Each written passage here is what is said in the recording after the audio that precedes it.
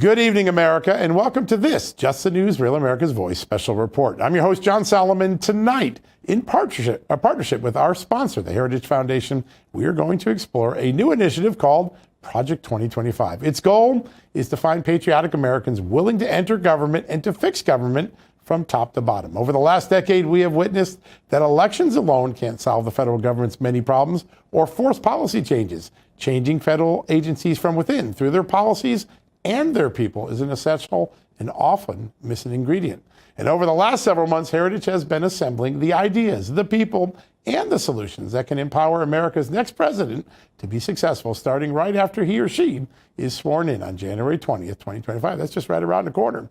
The Heritage Foundation is uniquely positioned for this mission thanks to its longstanding mandate for leadership, which has been highly influential for presidential administrations going all the way back to the Ronald Reagan era and continuing through Donald Trump's first term, where he embraced 2/3 of the policy ideas Heritage devised for his administration and our great country. Now, Project 2025 launched several months ago to rally a broader coalition of conservative organizations to come together to build upon 4 pillars. Here they are: a policy agenda, personnel, training, and a 180-day playbook. That's right. That's how you get started, the first 180 days.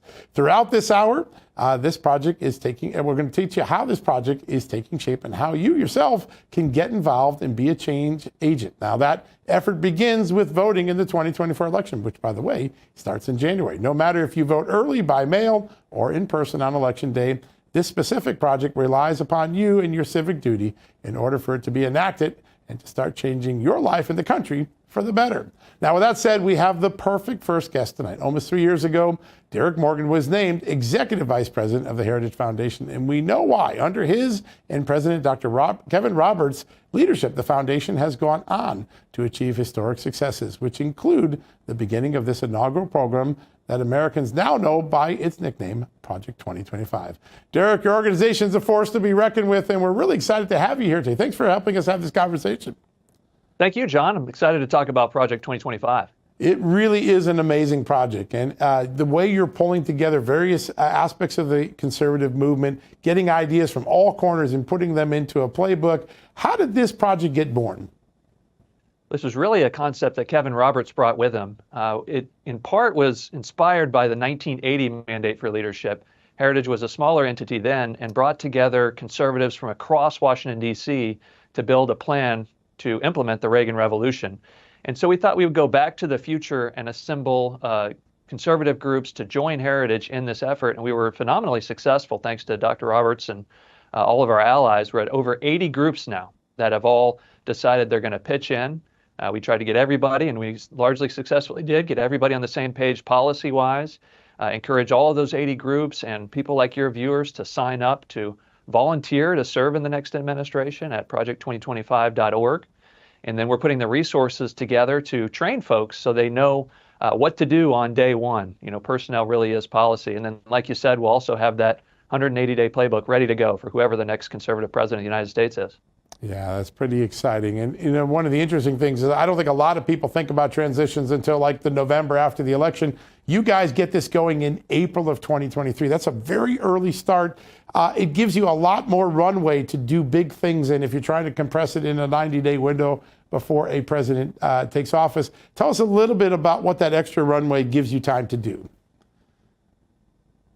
Yeah, that's a great point. It is really important. You just don't have enough time after the election to put together the government. You have 90 days or so. You need much longer than that. And we need to give the next conservative president a running start.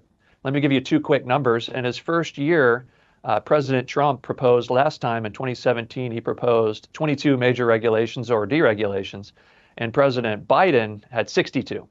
So it's about a 3-to-1 pace difference in that first year. And those first year regulatory moves are really critical because you can get it all the way through the regulatory process and even through the courts to affect real change. And so we knew that we needed, like in a baton handoff, we needed to have a running start for the next conservative president.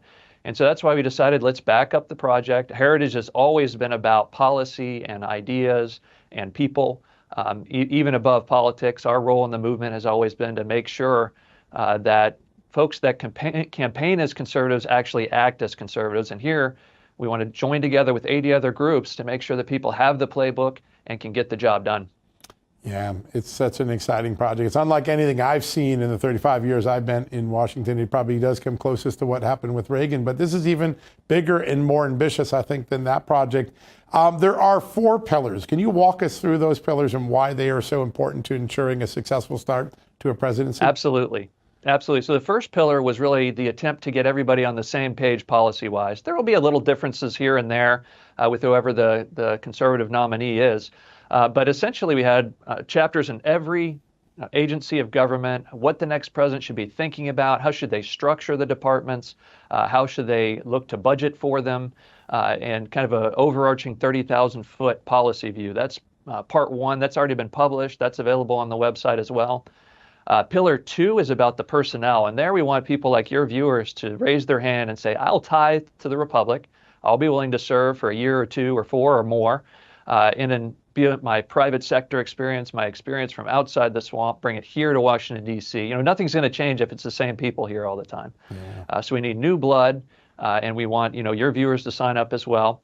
And then the third part is to train that group. So we'll have online academies and in-person trainings to make sure that folks that have been recruited from all over the country are trained up. They know the pitfalls. They'll hear from administration officials in the past, things that trip them up perhaps, what they're going to face on day one with an entrenched bureaucracy that runs our modern administrative state. They'll see all of that. They'll be ready to go day one. And then the fourth part is to have that playbook ready. And again, we're developing all of these with in mind for the next conservative president to look at the work, to recognize that these 80-something groups have done a lot of the work for him or her and adopt it as their own proposals, should they be elected by the people. Yeah, it's pretty remarkable. And I think one of the big lessons of the Trump administration is the role that people in the bureaucracy can play in stopping the success of a president. Even if you have the ideas, even if you get things passed by Congress, we learned the hard way in the Trump years that little hands come out of bureaucratic offices. They grab an issue, they grab something, they tie it up, and they keep a president from succeeding even when he has the reign of power. Tell us a little bit more about the people power part of this, because you guys are building a mass army. How many people would you like to see assembled, ready to step into government on day one of the next presidency? We'd like to have at least 20,000 people in our database. It sounds like a lot. It is, in one sense. The next president's going to have somewhere between 8 to 10,000, maybe a little bit more appointments, even under current rules. And we want them to have, their choice of the best and brightest from across the country. But think about it, you got 2.2 million federal employees and less than 10,000 political appointees. So it's really, really important that you have the right plans in place and the leadership in order to turn that giant ship of state toward where the president wants to go.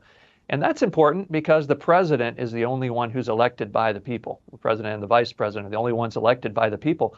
People who are in the government are supposed to be civil servants and are supposed to be doing what the president directs them, because he's the one that's accountable to the people.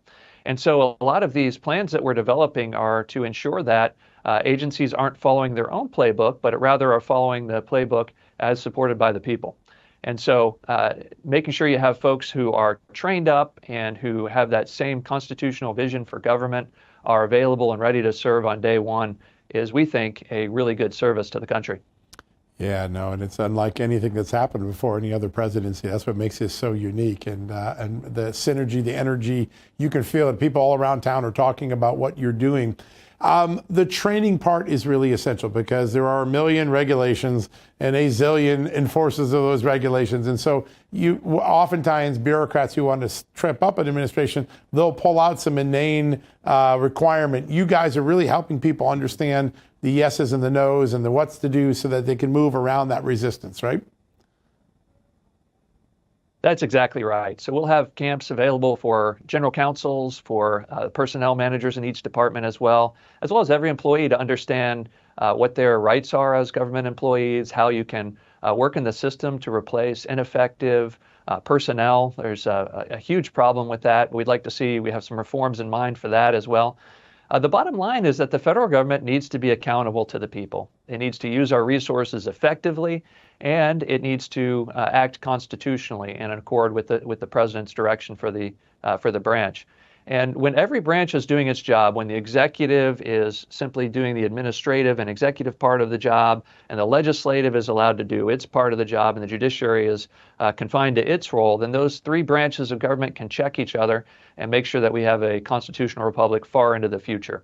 But in order to understand that, you have to be trained not just in the philosophy, but also in the procedures, as you point out. And we have some of the very best in the conservative movement who have agreed to participate in these training seminars and videos. And we're really excited to share that with all the people who sign up at project2025.org. Yeah, no, it's going to be exciting. And I'm going to get into how people can actually get enlisted, enrolled now and get started early.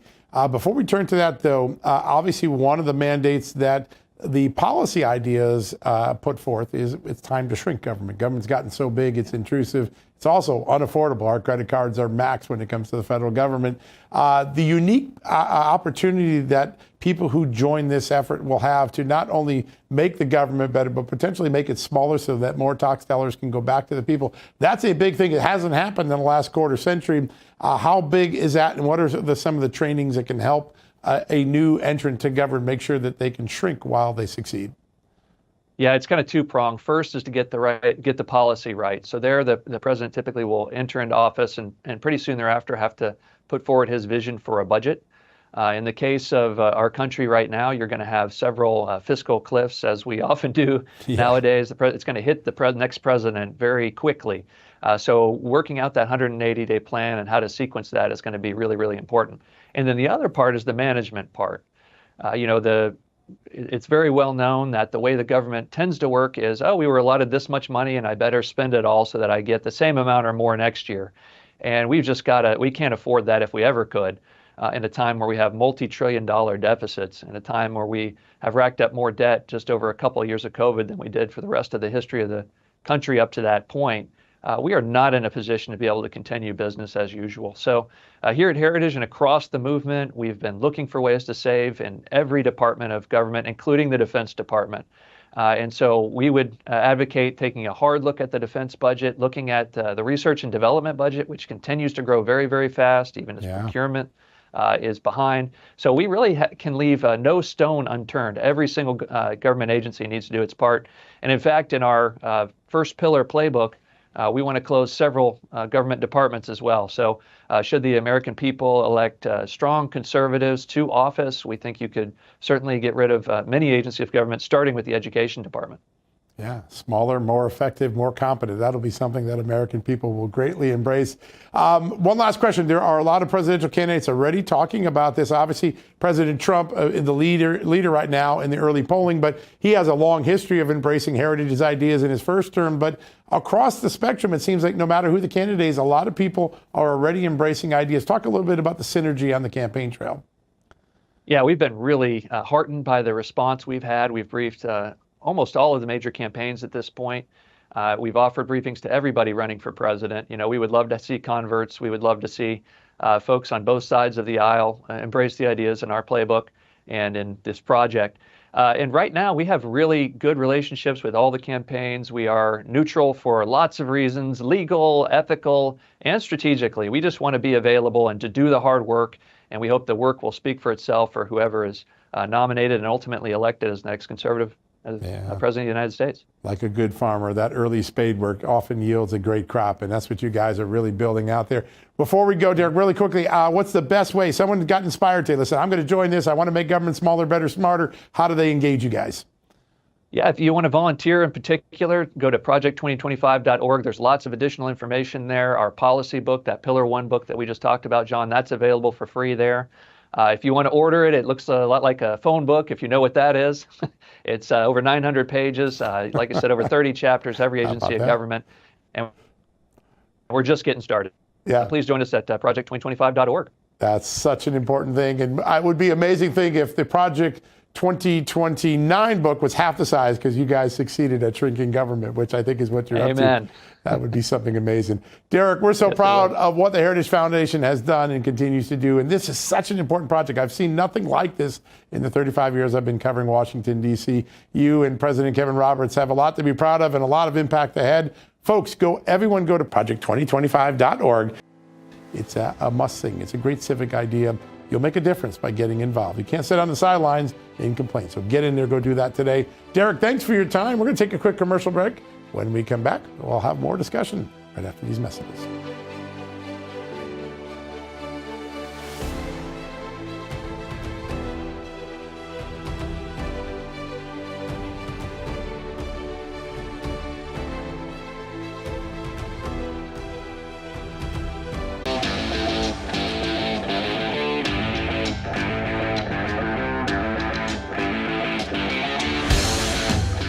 Welcome back, America. As you heard in the last segment, the Heritage Foundation's Presidential Transition Project burst right out of the gate, working on a plan to help the next president dismantle the administrative state and put the power back into the hands of the American people. Our next guest, he's doing the exact same thing in the United States Senate. He has been an important force there in trying to tackle the issues that make our government so big and unresponsive to the American public. He is Republican Senator Mike Lee from one of my favorite states, the great state of Utah. Senator, great to have you on the show today.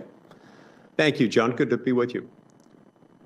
You have done a lot of work, and you've studied a lot trying to figure out how we wrestle this big government to the ground. What are some of the most important ideas that you have for shrinking government, making it more responsive, and getting rid of that fourth branch of government that our founding fathers never intended?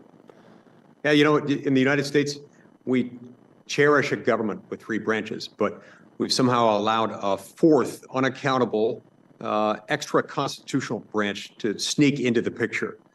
And it's time for conservatives to dismantle the administrative bureaucracy and to return power to the American people, to make sure that the laws are written only by men and women of our own choosing. Look, Article 1, Section 1 and Article 1, Section 7 of the Constitution already require it. What we need to do is to get more elections won with more candidates who are willing to understand the transfer of power that's taken place and who are willing to restore that balance of power. Sir, you've done a lot of thinking about this in your books, in your speeches on the floor of the Senate. What are some of the biggest reforms needed in our federal bureaucracy right now? Look, winning elections isn't enough anymore. What we have to do is elect more people who are willing to go in and recognize that under Article 1, Section 1 and Article 1, Section 7, our laws have to be written by men and women of our own choosing.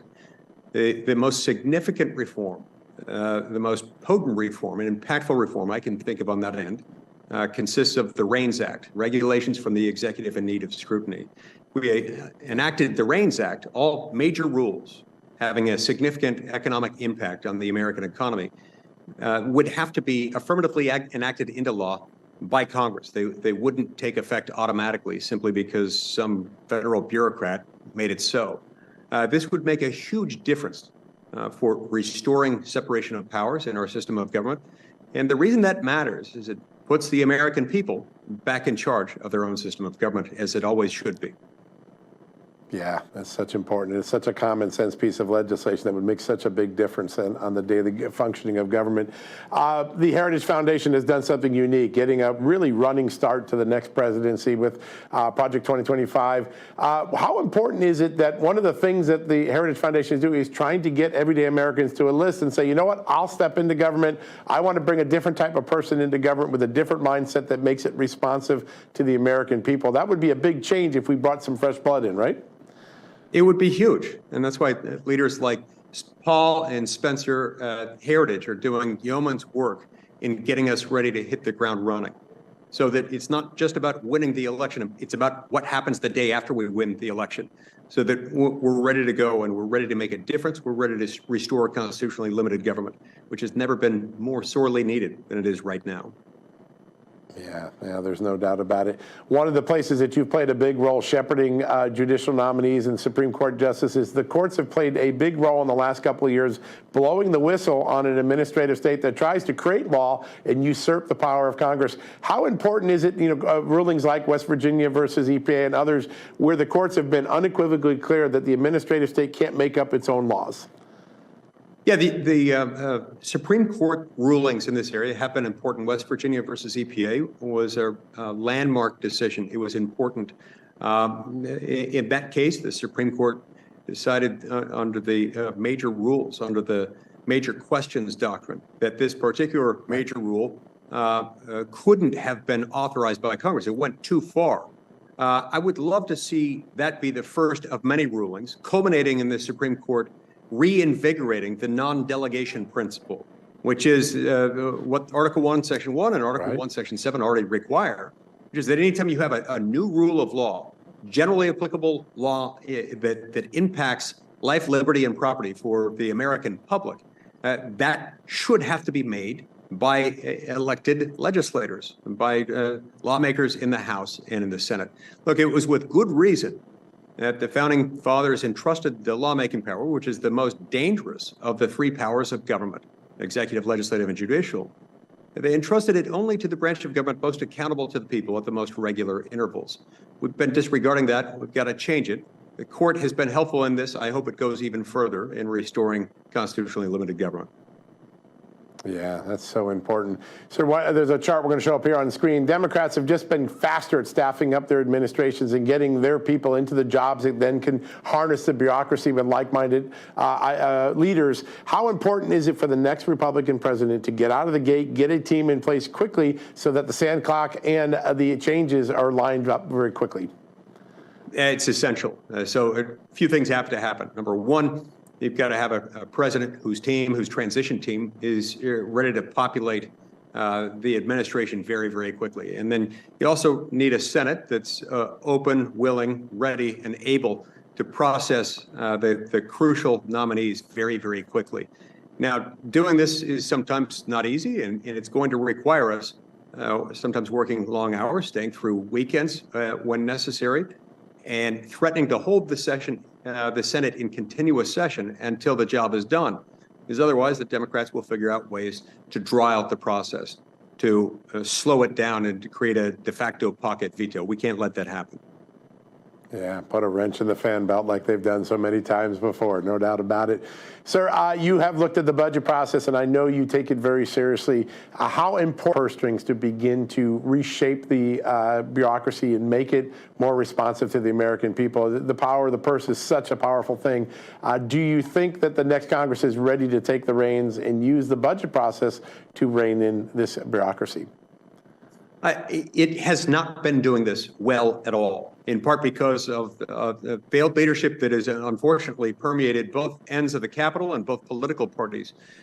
This time around, we have to do better, and I think that's going to require some new thinking and some new leadership. Because in the past, what we've seen is that the top Republican and the top Democrat in both houses of Congress for many years have been comfortable with trillion-dollar, in this year's case, $2 trillion annual deficits. We can't do that anymore. We've got to have people who are committed to bringing the budget to balance. Otherwise, we won't be in control of our own government, our own economy, or our own destiny. Yeah, and that just emboldens our enemies without a doubt. We've got about 45 seconds, so I just want to ask real quickly, as you look out, there seems to be some people talking on the sidelines of Congress realizing that this next election and the 2 years that follow are perhaps the most consequential in a long time, maybe a century. Do you have a sense of urgency among some of your colleagues that the next election, the next couple of years after it, are really the moment where we have to make these changes? Yeah, it has to be now. Look, the reason it has to be now is that we're about to open a door into a scary place, a door from which it's door to a place from which it's difficult to return. In other words, once your percentage of GDP ends up being so devoted to the funding of government and government debt, very, very hard to turn that around. I think we're crossing a threshold here, and that's why this election is so important. That's why we've got to be ready for the election, and just as importantly, for the day after the election. Yeah, well, I know your constituents in Utah know you are a champion of liberty, a champion of a smaller government, a champion of a government that's more responsive to its people. They're very lucky to have you, and we've been very lucky to have you on the show today. Thank you so much for joining us, Senator. Really great honor to have you on. Thank you, John. All right, folks, we're going to take a quick commercial break. We'll be right back.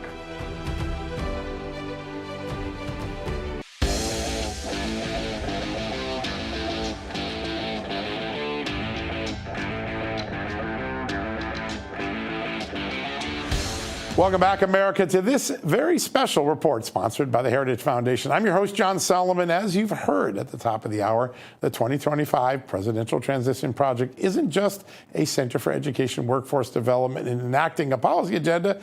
It's the very tool that has the ability to rescue the country from what many call the administrative state. Yeah, the deep state. We've heard that term a lot. Paul Dann serves as the director of the 2025 Presidential Transition Project at the Heritage Foundation, and he has been working on the front lines to get people power, meaning new people to get into government, to bust their hold on this great country, the government's hold, the administrative's hold, the deep state's hold. It's a very exciting project that will almost certainly catapult the next president to great success after their inauguration. Paul, it's a great honor to have you here today. This is a very exciting initiative. A lot of people in Washington buzzing about it. John, it's great to be with you.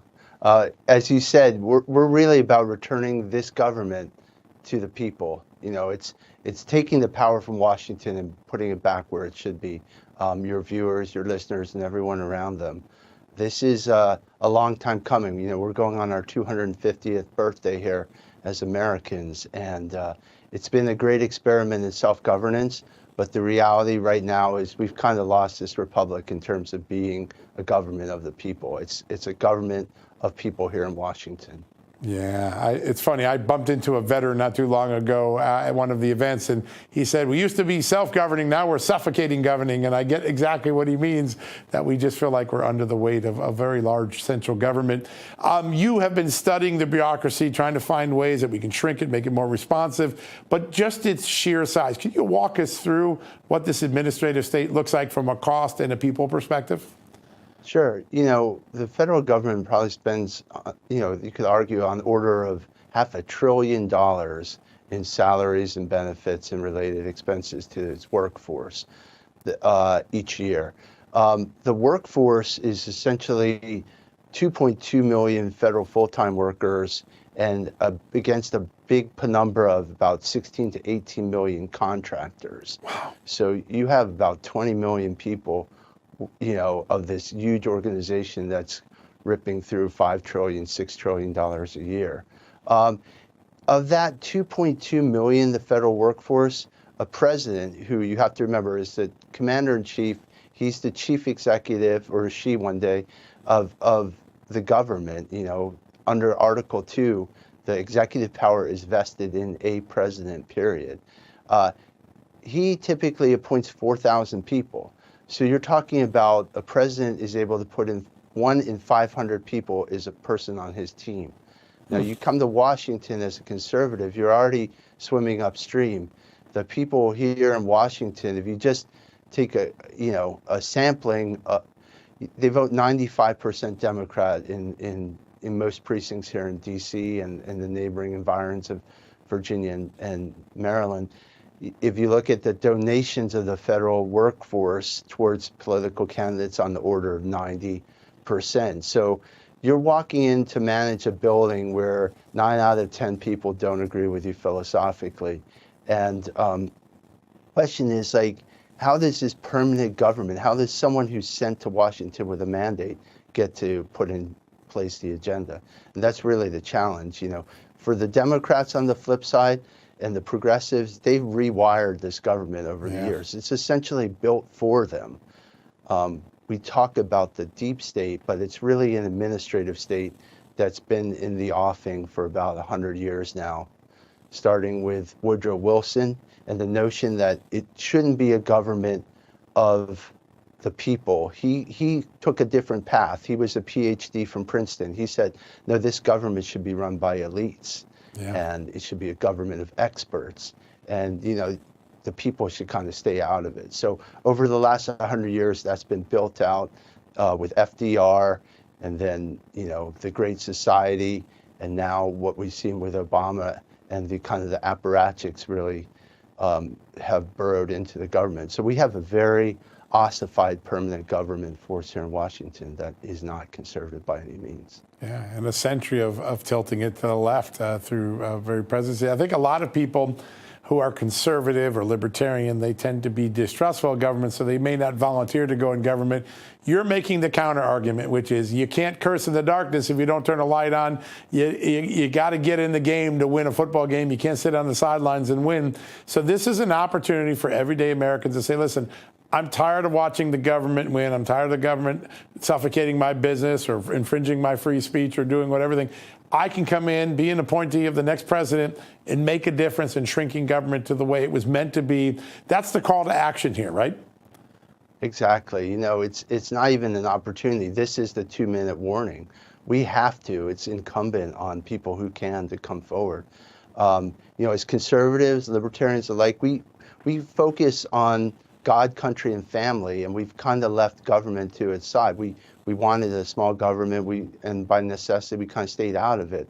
But, you know, it's kind of the converse of that what they tell you, a dentist, ignore your teeth and they'll go away. Right. Well, if you ignore the federal government, it just gets bigger. And what has happened is we left it alone, and it was stocked with essentially progressive apparatchiks. And, you know, everyone here listening to this broadcast in 21st century America is the beneficiary of your families, your neighbors, Americans in the past 2 centuries' toil, their sacrifice. Some give the final measure of devotion. Right. So, you know, we have been bequeathed this incredible country, and maybe you have served in the military or you served abroad or, you contributed to this country. If you haven't, or you know folks who can, this should be thought of in the same vein. We need Mr. Smith, Miss Smith, Mrs. Smith to come to Washington, and this thing isn't going to change until you kind of make the devotion to come here. It's not an easy path. It's not going to be great, and it's a to be sure, it's getting in the arena, as Teddy Roosevelt said. But our hope at Project 2025 is to open up the door to Washington and bring in that mainstream common sense and tell you this is how the government functions, and more than that, how we expect you to function in government to get the agenda put in place. Yeah. How to harness that electorate so that we can get something done that's for the good of the people. You're not doing this just let's get a whole bunch of names on a list and hand it to the next president. You're coming with training and all sorts of extraordinary tools so that people have a year to kind of get ready for the mission at hand. That is unlike anything I've seen in my 35 years in Washington. Talk a little bit about the training and the tools and the resources you're going to embed on anyone who signs up today or tomorrow or the next day to join this great idea. Sure, it kind of draws on my own personal experience. I'm an attorney by training, always kind of conservative, was in the Federalist Society. I went to, University of Virginia for law school and MIT, but undergrad and grad school. But I fell out of politics and moved up to New York. And I was one of the people who would listen to a broadcast like yours and be like, at the kitchen counter going, this is crazy. Yeah. What can I do? At some point it strikes you got to go down and get in the fight.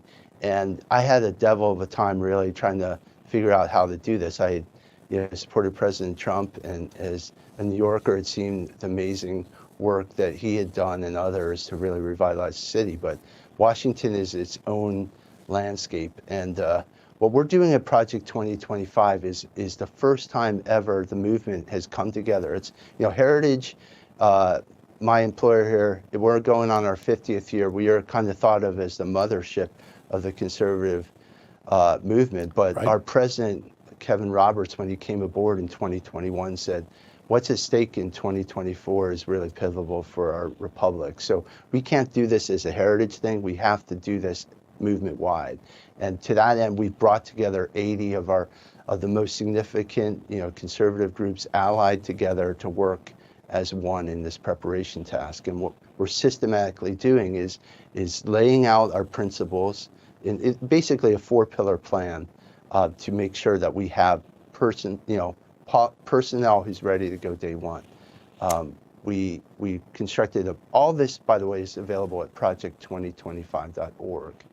And we laid it out with a policy book where 400 people came together through this coalition and wrote last year this time kind of a chapter by chapter prescriptive fix for right. federal agencies. It wasn't supposed to be definitive, but it was to master plan together that when we win, and we will, that we're going to be ready to know which way we're aiming.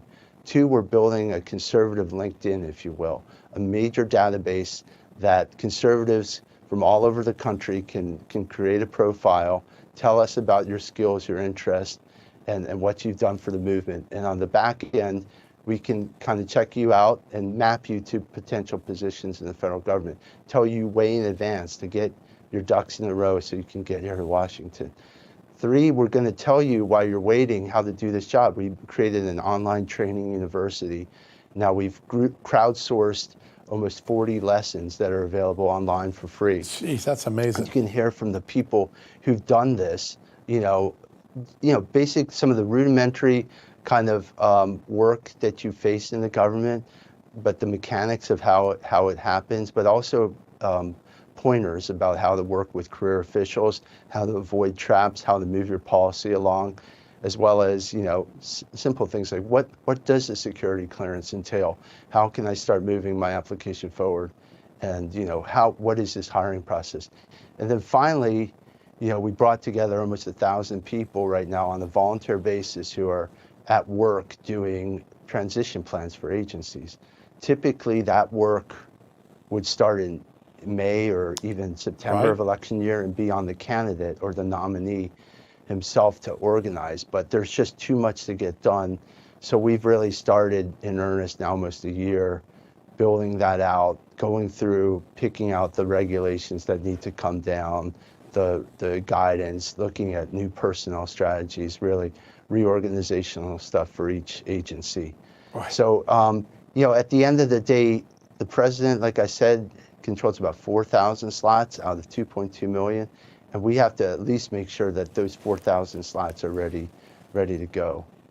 It's an amazing project. It's unlike anything I've seen in my entire career here in Washington and going all the way back to the late 80s. Paul Dans, you're on the forefront of a very historical movement. I think people will fully realize how historical it is come the 2025 timeframe. But what a great honor to have you on and to be engaged with Heritage on this incredible journey. Thanks so much for joining us tonight. Thank you, John.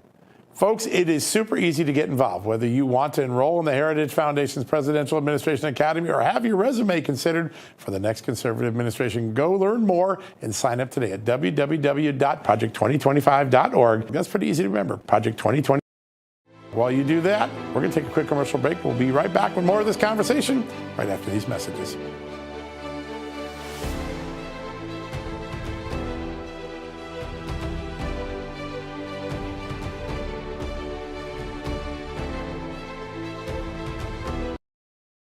Conservatives exist to conserve the ideals of the American founding. These ideas are actually the source of our recovery. On January 20th, when the president puts his hand on the Bible, everything changes. Our goal is to ensure that the conservative administration that takes office in January of 2025 is ready on day one.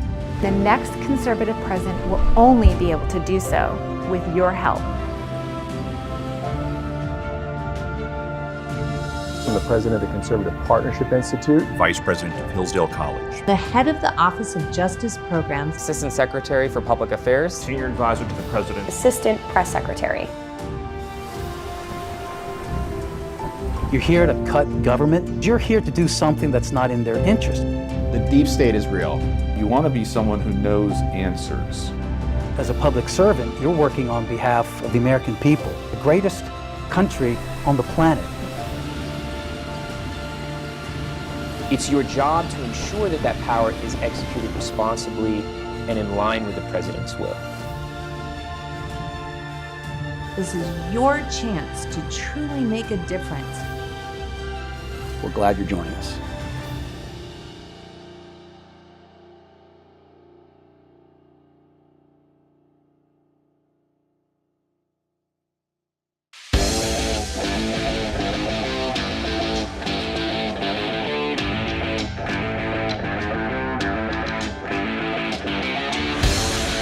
Welcome back, America. As you have heard at this point in the show, rooting out the administrative state is going to take some time. That's why the Heritage Foundation began this presidential transition project back in April 2023. And just like any great idea or organization that comes about, the foundation has been met with resistance since the very beginning. Signs are showing up even in New York saying they'd like to try to stop this project before it even gets off the ground. Headlines published by the mainstream media organizations or aggressive attacks from the very bureaucrats in the federal government are all targeting Project 2025 staff right now. But the opposition may be growing, so is the determination to get this project to its completion, which is to make a more responsive government for the American people. Joining us now is the former acting assistant attorney general of the U.S. Justice Department and an ally of the Project 2025, Katie Sullivan. Katie, great to have you on the show. Thank you so much, John. I am so happy to be here. I love this project. It is such an important project. I think a lot of people have looked at the government the last decade and say, boy, it doesn't feel responsive to us anymore. It seems like they have their thumb on the scale of politics rather than their hand on the stick of the agency's mission. How do we change that mentality from the inside out? Well, I think it's such a great question and could probably have a show on its own. I think that one of the things that you have to do is remember that there's 3 branches of government, not 4. I know that in leading a couple of the offices at the Department of Justice, I would always remind staff as soon as I came in, we're here to implement the rule of law. That is what Congress does and what Congress directs us to do. And then we take the executive, the direction from the president in order to implement his priorities. And that is all we're here to do. We're not here to provide necessarily guidance, legal rulings. All those things have processes within the 3 branches of government. So an overall reminder of that and then adhering to that is it theoretically the way you do this. But as you know, John, there's a lot of practicalities to actually implementing what I just said. Yeah. Yeah, there's no doubt there'll be a lot of resistance too. I think the first Trump administration ran into a lot of resistance. The president and his appointees have a plan, and then the people down below simply don't want to carry it out.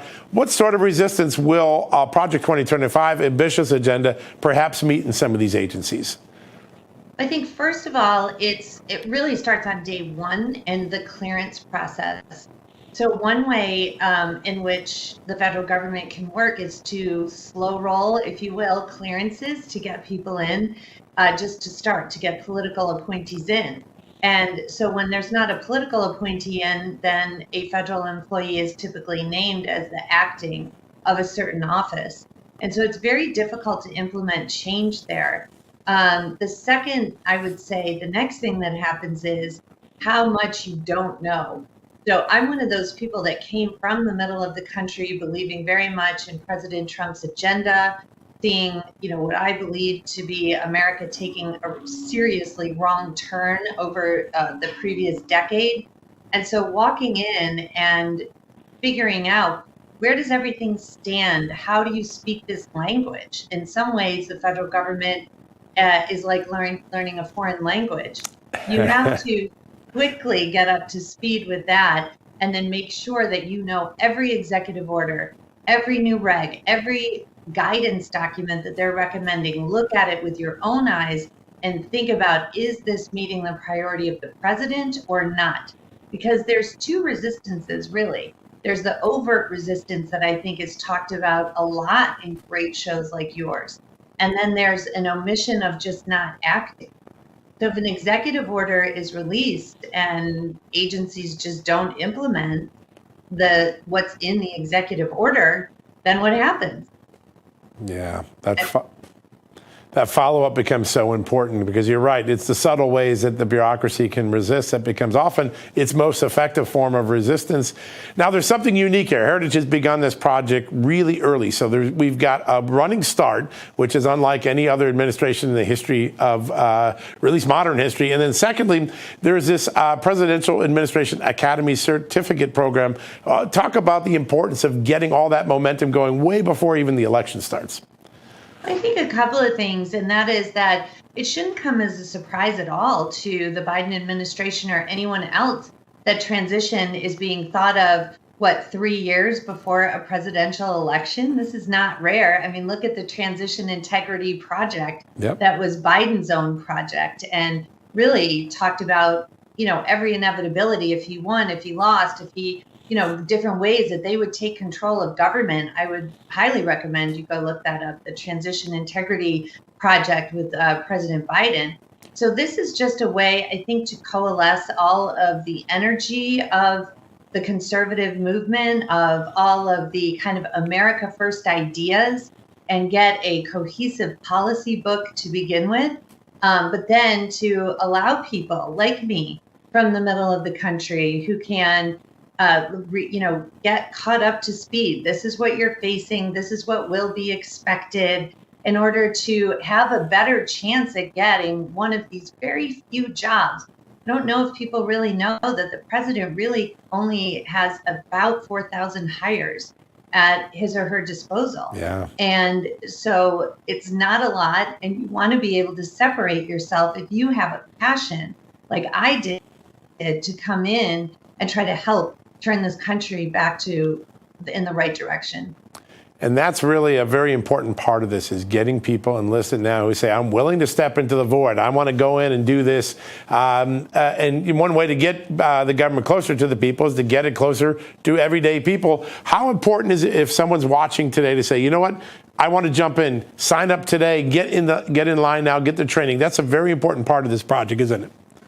I would say yes. I mean, absolutely. It can only help because it's such a cohesive training project. And here's the thing. It is great to talk about, the policies and this and that. There's the nuts and bolts. And I leaned in with the nuts and bolts in the training project and turning this is how you time manage when you're in one of these positions. They often say 1 year of a political appointment is like 5 years in regular work time, because there is so much pressure and you are working so hard in order to implement everything that you are there and you believe in. And so this is the nuts and bolts of how to actually do that. So it may absolutely put you ahead of the pack when our presidential candidate is chosen and they start their transition project in earnest. Yeah, such an important thing. Katie, having been on the inside, what was the biggest learning lesson you had when you got into a position of power in government? What were the biggest surprises and learnings that you took from it? Number one, the biggest surprise and almost disappointment is the entire federal government is actually just about doling out money. And as a fiscal conservative, I don't think I ever connected those dots, John, the way that, maybe I did sitting there thinking about budgets. But that's what these hundreds of thousands, millions of employees are actually doing in Washington, D.C. So I quickly learned the grant making the grant making world, right? Because that's how culture is changed. It's the carrot and the stick. I learned that this idea of omission that I already talked about. And then the third thing I learned is what I also alluded to, which is our federal employees talk in a foreign language. It is acronym based. I didn't understand what the staff was saying in large part for the first 2 or 3 days. And then I just said, no more acronyms. Use the entire name of things, because I needed to understand it. But,